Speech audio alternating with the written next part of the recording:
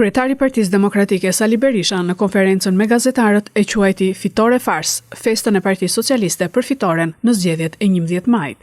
Ai e vlerësoi atë si një ceremoni të zymt dhe të frikshme, ku nuk u pa asnjë buzëqeshje apo reagim spontan.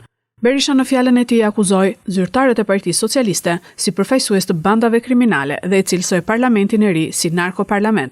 Berisha ka krahasuar ngjarjen me skenat e filmave të njohur për botën e krimit. Kryetari i Partisë Demokratike tha se Rama po shpenzon shuma të mëdha për të influencuar raportin ndërkombëtar mbi zgjedhjet, por sipas tij, përpjekjet do të dështojnë dhe raporti do të reflektojë të vërtetën e situatës. Se mira shqiptar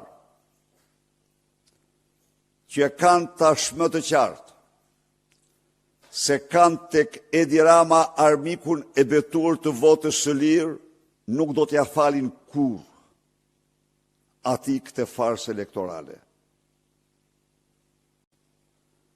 Sikundër, shpreh bindjen dhe besimin tim se raporti i komunitetit ndërkombëtar kundër të cilit Edi Rama po paguën shuma të jashtëzakonshme për ta ndryshuar,